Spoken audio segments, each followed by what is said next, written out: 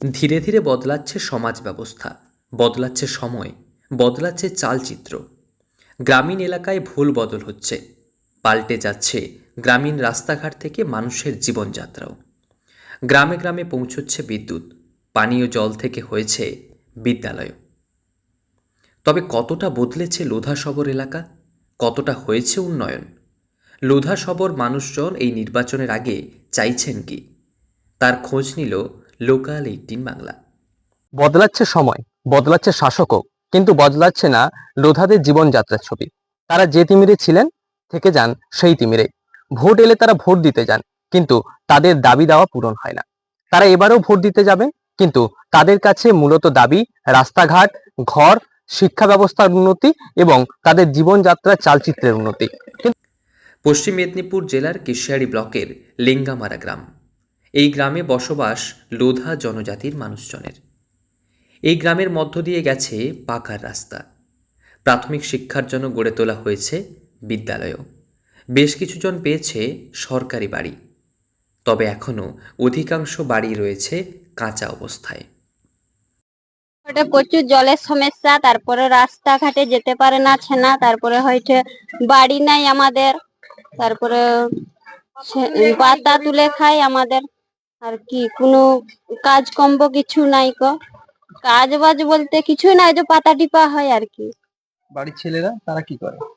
তারা যে জমি লোকের চাষে কাজে যায় আর কি। কাজ ও খেটে খাওয়া, ঘরে আনা হয়েছে, খাওয়া হয়েছে আর কি। আর কিছু উন্নতি তো হয়নি, তো বুঝাইনি উন্নতি। বেশ কয়েক বছর পিছনে গেলেই দেখা যাবে লোধা সম্প্রদায়ের মানুষজনের আর্থিক রুটিরুজির অন্যতম মাধ্যম ছিল জঙ্গলের কাঠ কেটে বিক্রি করা, জলাশয়ের গেঁড়ি গুগলি তুলে খাওয়া কিংবা শালপাতা তৈরি করা। তবে সভ্যতার উন্নতি হলেও এখনও জঙ্গলের উপর ভরসা করতে হয় লোধাদের। শালপাতা তুলে এনে তাকে শুকিয়ে বড় পাতা বানিয়ে তা বিক্রি করে যে 2 টাকা হয়, তাতেই চলে সংসার। কি দরকার? কিছু দরকার নেই, মার্শাল দিলে চলবে। রাস্তা হয়নি, যেটা বেশি কাদো সেইটাই রয়েছে, যেটা কাদো হয়নি সেটা করিয়ে দিচ্ছে। আপনাদের লোধাদের জীবনযাত্রা ছিল আগে যে পাতা তুলে সেটা বানিয়ে বিক্রি করা, এখন কি সেটা বদলেছে কোনো? না, হয়তো টিপা হয়, দেখলো যে পাতা লিয়ে আসছে, সেলাই করা হয়েছে, মানে এটা করেই খেতে হচ্ছে আপনাদের? ভোট দিলে আপনাদের দাবিটা কি থাকবে, মানে আপনাদের কি কি কি চাইছেন আপনারা? কি চাইছি, ঘর দিলে ভালো হতো, রাস্তাঘাট করলে ভালো হবে, জলের সমস্যা, গা হাত তো ধুইতে পাইনি, খাইতেও পাইনি, অনেক দূরকে গেছে, কাদা জল, গা ধুই আসবে। আচ্ছা, যাদের এখনও গ্রামে সেই অর্থে উচ্চ শিক্ষার আলো প্রবেশ করেনি।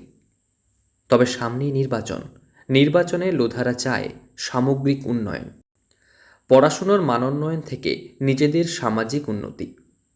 পাতা টিপিটি আবার এই যে কাজের দিন হয় না, কাজ করছি চাষে বাসে, আর বাইরে চলে যাচ্ছি বাদাম খুলতে, এই তো আমাদের কাজ। আর কি কাজ? আমাদের জন্যই তো ছেনা পেনাকে পড়াইতে পারি, তা কাইনি পারবো না।